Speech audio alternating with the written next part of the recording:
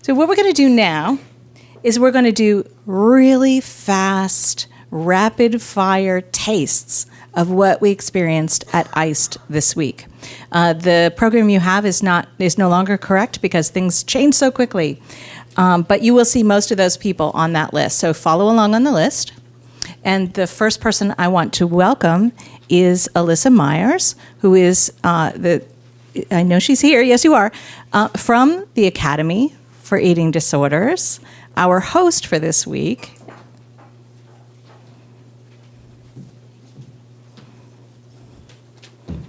Sorry, it's a bit of a hike.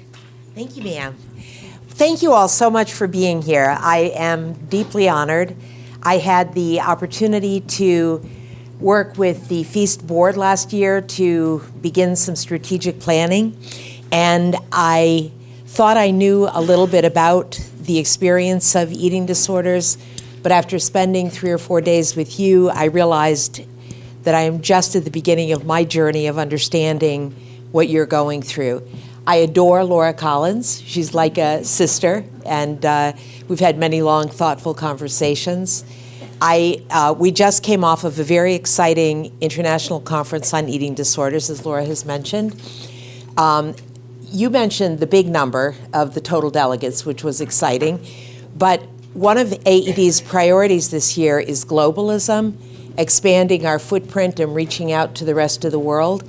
And I just get goosebumps every time I look at the statistics to see that we had 484 members from outside of the United States in attendance at the meeting from 48 countries plus the United States.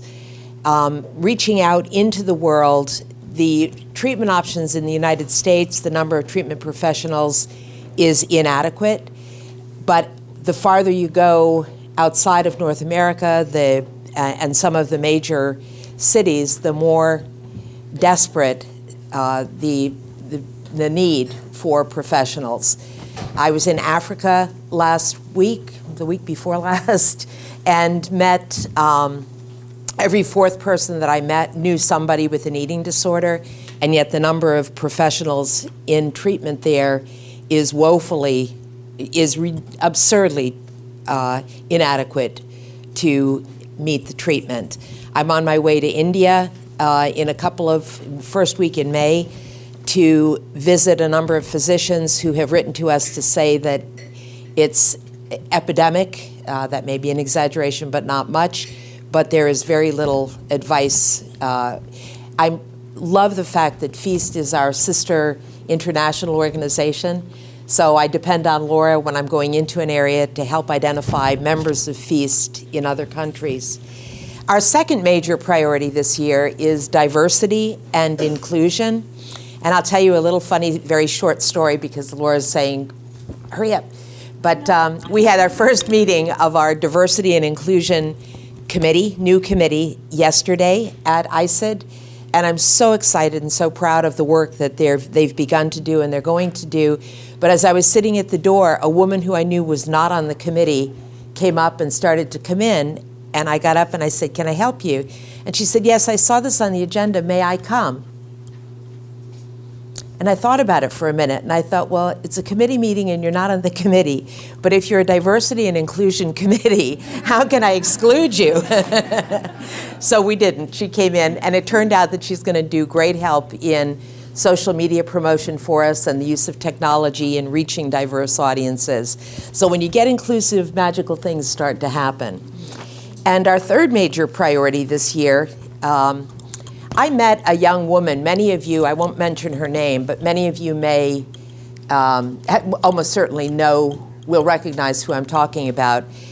I'm out there on the web because I'm the executive director of the Academy for Eating Disorders, and she reached out to me. I had never met her in person, and she said, I'm dying. She began to send images of herself to me, and she said, I have been released from my program.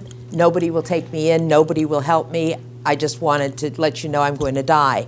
And for the next several weeks, I got messages from her during dinner or saying she was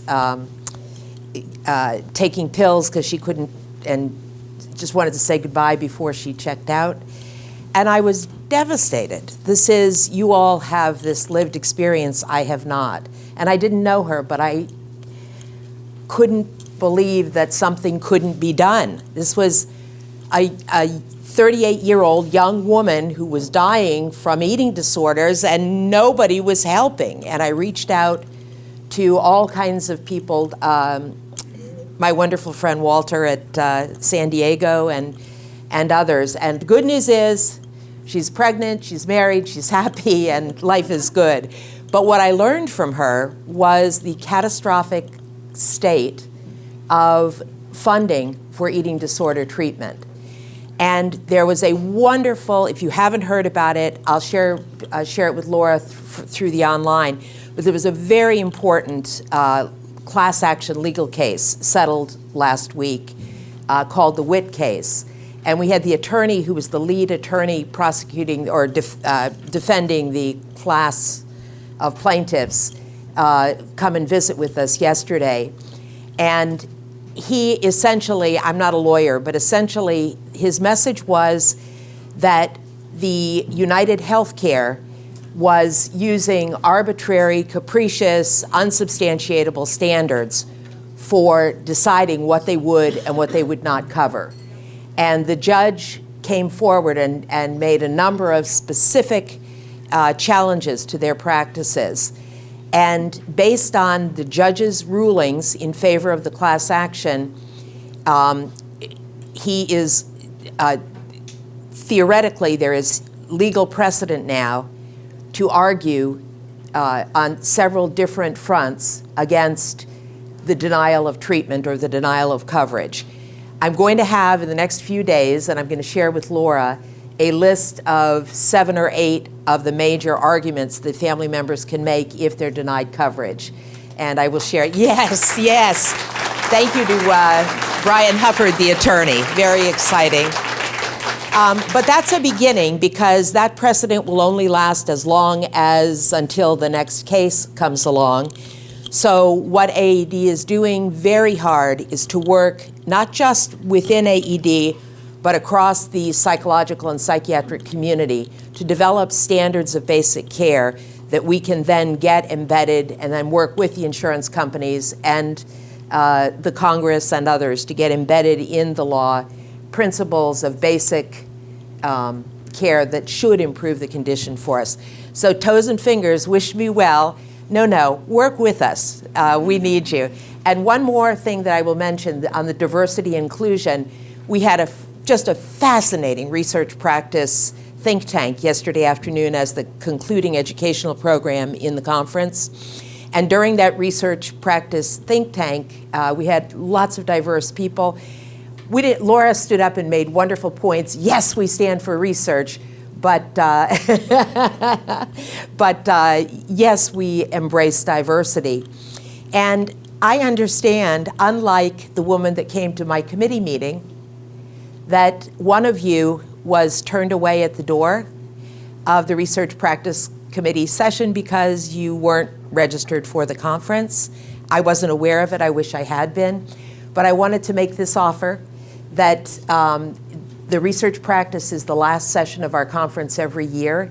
And if you all are coming into F.E.A.S.T and not attending AED otherwise, but you're coming in, you're there for it, we would very much, if you'll just let me know you're coming so we can make sure the room is large enough, you are invited at no charge to attend the research practice session with us. Love you. Thank you so much. That's beautiful. Love you. Okay. Wow. Our F.E.A.S.T association with AED has grown and been really good for, I think, both, I like to think, and my relationship with you matters a lot. Thank you so much.